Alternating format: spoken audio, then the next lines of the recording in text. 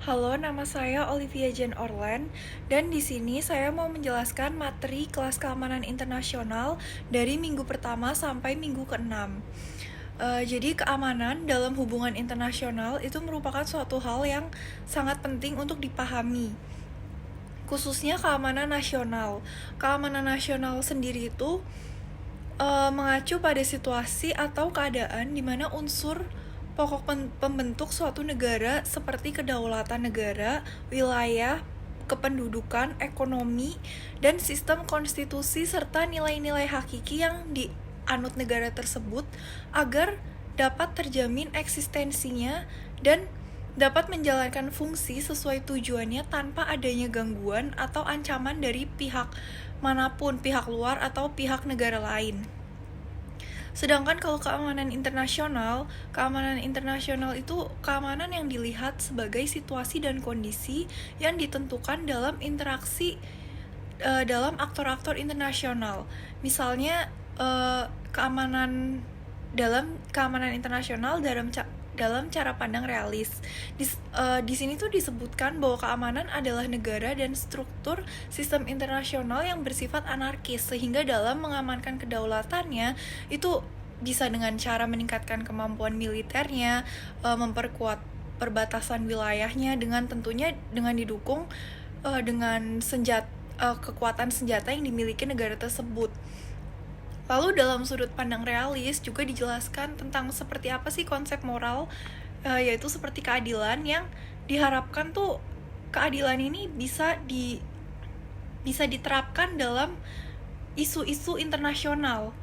Realisme juga percaya bahwa konsep moral itu tidak boleh sekali-kali menjadi dasar atau membatasi perilaku suatu negara. Sebaliknya, negara harus mengutamakan keamanan negara dan kepentingan dirinya, sementara mereka yang terlibat dalam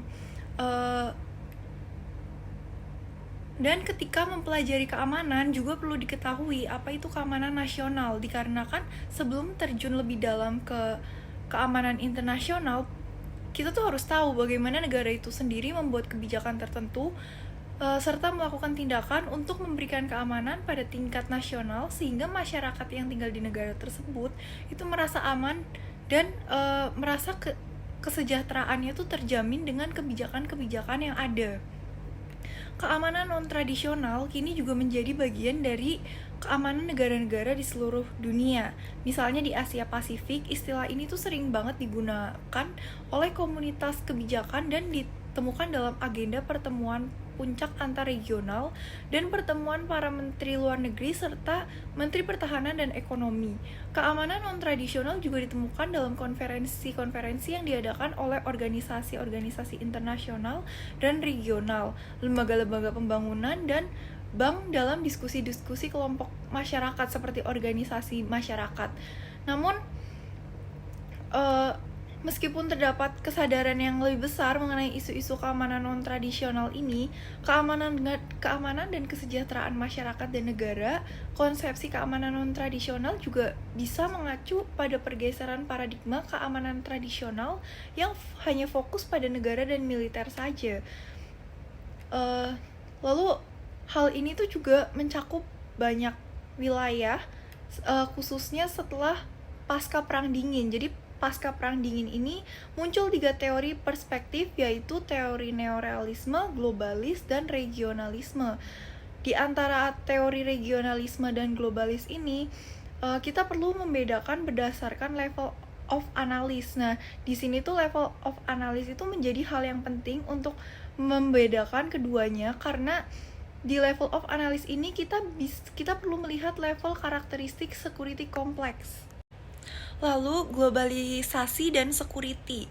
Nah, gambaran globalisasi itu memperlihatkan gejala-gejala peningkatan perdagangan internasional, investasi, arus kapital, kemajuan teknologi, juga meningkatnya institusi multilateral. Jadi sedangkan dimensi globalisasi militer itu dia tuh lebih memperluas jaringan hubungan dan keterikatan militer dunia. Peningkatan inovasi teknologi militer menyusun dunia kepada sebuah single geostrategic space atau wilayah geostrategi tunggal. Nah, teori regional security complex. Teori ini tuh teori yang dikembangkan untuk memahami pola internasional dari kacamata yang berbeda yang digunakan untuk membaca pola di setiap kondisi di era Perang Dingin dengan semua teori yang ada dan tentunya mengedepankan teori hubungan internasional. Regional Security Complex juga terstruktur dari bawah ke atas dan juga harus dijelaskan alasannya. Kenapa sih perlu disecuritize dan bagaimana mengeksekusinya. Lalu ada teori liberalis. Teori ini tuh adalah hubungan kerjasama, bagaimana setiap negara tuh memiliki hubungan antar satu sama lain dan bagaimana terbentuknya proses interaksi itu berdasarkan dari kerjasama tersebut sampai menjadi interaksi regional. Nah, interaksi regional ini biasanya terjadi karena adanya dua kekuatan superpower. Superpower itu merupakan suatu kekuatan nasional sesuatu negara yang mampu dan memiliki pengaruh yang tinggi dalam interaksi hubungan internasional. Dengan adanya superpower ini tuh suatu negara bisa dengan mudah mendominasi kedudukan di antara negara-negara yang lainnya di dunia internasional. Contohnya tuh negara superpower yang besar itu Amerika Serikat.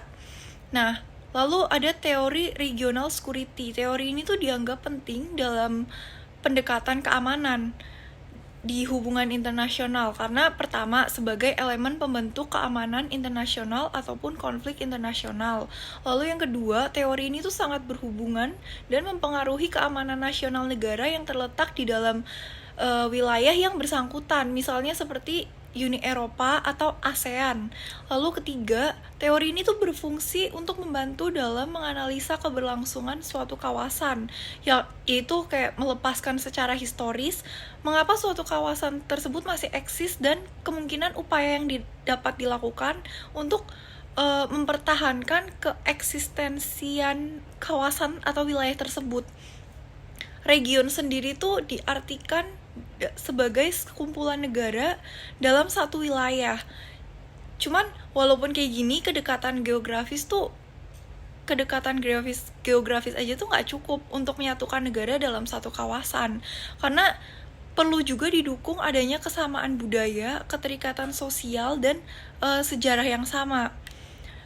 Lalu ada teori fungsional. Teori ini tuh sebenarnya hanya memandang interaksi dan kerjasama antar negara yang menjadi faktor utama dan menciptakan kawasan atau wilayah. Padahal kayak harusnya tuh aspek kesamaan identitas dan sistem sosial tuh merupakan pendorong utama terbentuknya integrasi kawasan. Teori fungsional ini tuh menurut saya juga punya kelemahan karena teori ini tuh nggak bisa menjelaskan bagaimana interaksi tersebut dapat tercipta pertama kali atau bagaimana sih prosesnya sampai terciptanya interaksi tersebut. Tapi nyatanya kenyataan teori fungsional ini tuh berlaku di Eropa sekarang ini dan menjadi kawasan yang berkembang, yaitu Uni Eropa. Lalu ada konsep superpower. Superpower itu adalah kemampuan sebuah negara yang bisa mempengaruhi kejadian-kejadian di dunia dan memproyeksikan power dalam skala yang superpower tuh mencakup beberapa hal. Pertama, ada kebudayaan yang memiliki pengaruh yang kuat bagi negara lainnya atau memiliki soft power. Terus yang kedua bisa juga dalam hal ekonomi dan keuangan, misalnya memiliki akses bahan baku, jumlah pasar, dan produktivitas pasar domestik yang besar.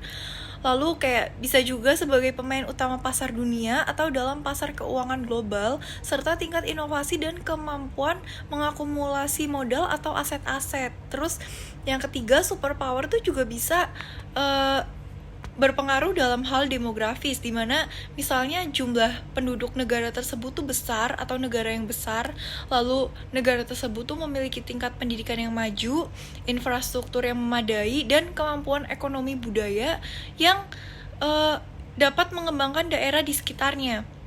Lalu bisa juga dalam hal bidang militer, di mana kemampuan militer negara tersebut tuh menonjol atau kuat, serta kemampuan militernya itu dapat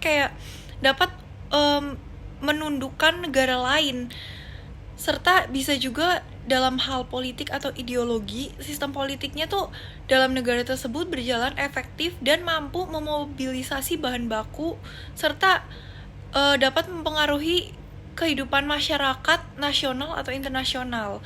Nah, dalam melakukan interaksi di dalam dunia internasional, suatu negara tuh harus memiliki kekuatan nasional yang besar. Kekuatan nasional ini sangat penting dalam hubungan internasional karena namun walaupun penting, kekuatan nasional sebuah negara tuh bisa berubah seiring berjalannya waktu. Misalnya tuh kayak kemajuan teknologi. Contohnya tuh pada saat Perang Dunia, manusia kan melakukan perang dengan berbagai alat tempur seperti tank, senjata api, bom, dan lain-lain.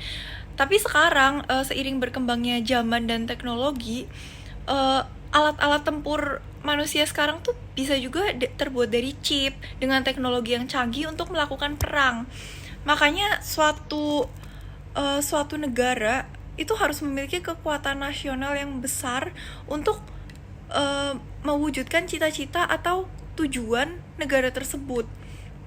Dengan adanya kekuatan negara yang besar, tentunya kepentingan negara tersebut tuh jadi lebih mudah untuk tercapai. Nah, kekuatan nasional tuh juga digunakan sebagai kemampuan suatu negara untuk menggunakan sumber daya mereka untuk membuat negara lain tuh mau melakukan apa yang negara pemilik sumber daya tersebut tuh inginkan.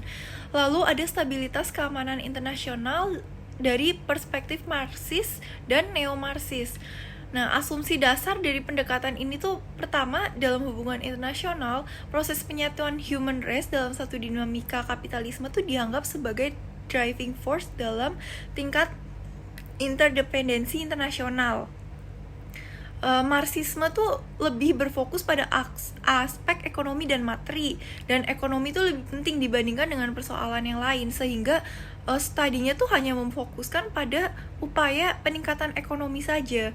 Sedangkan kalau neo-Marxis itu dia tuh pada dasarnya menggunakan gagasan Marxis, namun asumsinya tuh sebenarnya tidak terlalu beda jauh dengan Marxis, tapi neo-Marxis itu lebih bersifat struktural. Maka dalam melihat sistem internasional, jadi bisa terbagi tuh berdasarkan kelasnya. Nah, lalu ada perspektif realisme.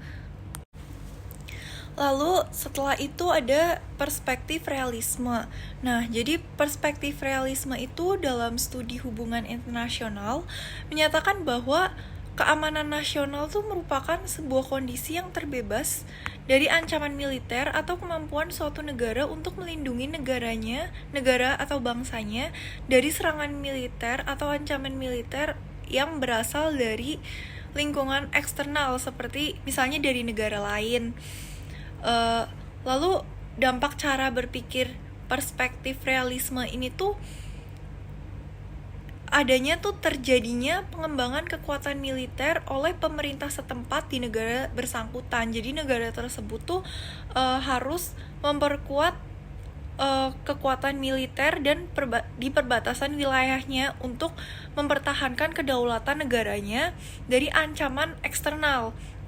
Sehingga hal ini tuh membuat beban anggaran militer negara tersebut tuh menjadi besar, yang akhirnya tuh dampaknya kepada masyarakat sipil karena besarnya anggaran militer yang dibutuhkan membuat pengaruh militer tuh menjadi jadi pengaruh yang besar di dalam politik domestik negara tersebut maupun dalam politik internasional, dan akhirnya terjadinya militerisasi kepada masyarakat sipil.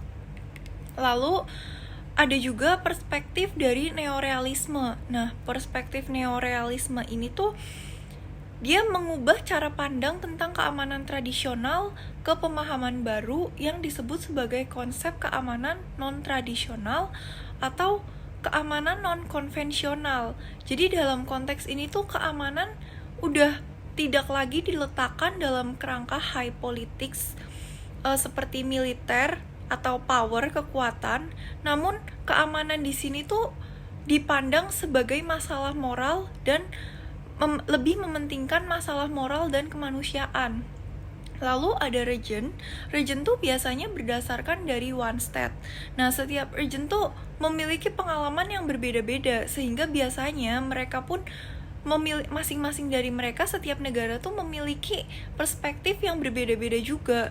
Nah, makanya dalam dunia internasional ini tuh dibuatlah sebuah struktur yang namanya tuh struktur internasional, karena perspektif yang berbeda-beda tersebut, maka dibentuklah struktur agar setiap negara tuh dapat mencapai tujuannya dan kepentingannya masing-masing dalam hubungan internasional yang terjalin. Sekian dari saya, terima kasih.